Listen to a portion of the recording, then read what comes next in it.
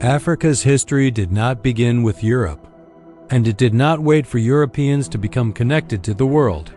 Long before colonization, Africa was home to powerful states, complex societies, global trade networks, and intellectual traditions that shaped entire regions of the world.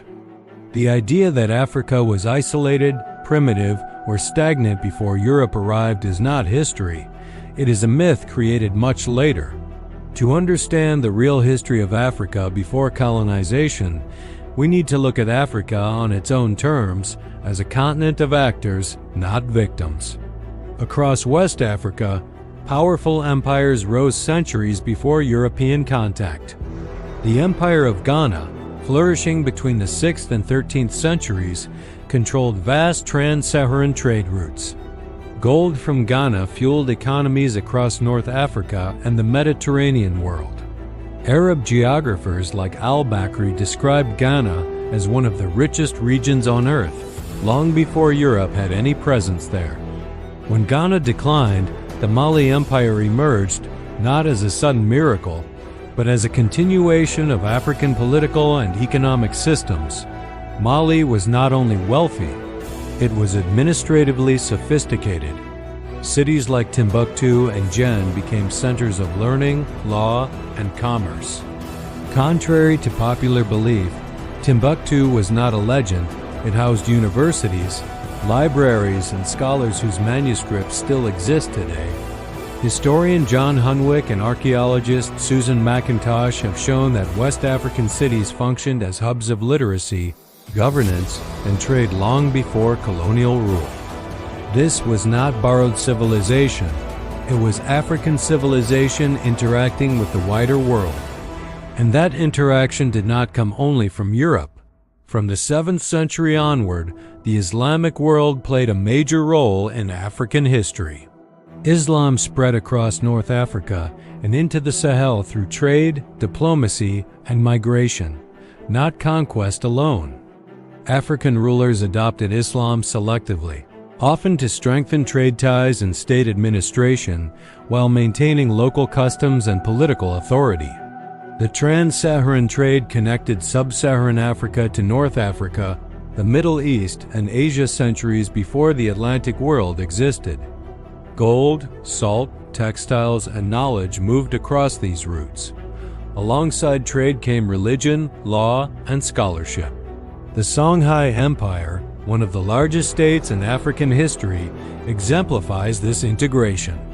Under rulers like Askia Muhammad, Songhai developed centralized administration, taxation systems, and legal structures influenced by Islamic law, yet firmly rooted in African governance. Historian Nehemiah Lebzian emphasized that African states were not passive recipients of Islamic culture, but active participants shaping it to their needs. However, history must be honest. Islamic influence also included participation in slavery through trans-Saharan and Indian Ocean networks. African elites, Islamic traders, and Middle Eastern markets were all involved. This reality complicates the simplistic narrative that only Europe exploited Africa. Power, exploitation, and hierarchy existed long before colonialism inside Africa and beyond it. Moving eastward, the Swahili coast tells another forgotten story. Cities like Kilwa, Mombasa, and Zanzibar thrived as cosmopolitan trading hubs linked to Arabia, Persia, India, and China. Archaeological evidence shows Chinese porcelain, Persian architecture, and Arabic inscriptions integrated into African urban life. The Swahili language itself is proof of this global exchange, African in structure, enriched by Arabic vocabulary. Ibn Battuta, the famous 14th century traveler, described East African cities as prosperous, cultured, and deeply connected to the Islamic world. These societies were not waiting to be discovered. They were already global. In southern Africa, Great Zimbabwe stands as physical evidence against colonial myths. Built between the 11th and 15th centuries, its massive stone structures required advanced engineering and organized labor. For decades, European scholars refused to believe Africans built it. Today, archaeology has confirmed what African oral traditions always said.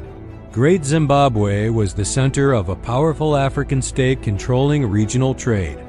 Across Central Africa, kingdoms like Congo developed centralized political systems, taxation, diplomacy, and bureaucracy before sustained European contact.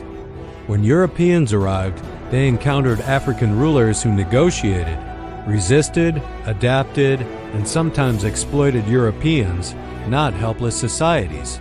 So what happened? Colonization did not interrupt a static continent. It disrupted a dynamic one. By the 19th century, European powers did not enter an empty Africa. They entered a continent already shaped by centuries of African, Islamic, and global interaction. Colonialism succeeded not because Africa lacked history, but because industrial warfare, global capitalism, and political fragmentation gave Europe temporary dominance. Historians like Jan van Sina and Cheikh Anta Diop have shown that Africa's history was systematically minimized, not because it didn't exist, but because colonial powers needed to be justified. A continent with history cannot be civilized. It can only be conquered. The real history of Africa before colonization is not a story of innocence or perfection. It is a story of power, conflict, trade, belief, and transformation, just like every other region on Earth. Africa was never outside history. It was always part of it. And understanding that changes everything.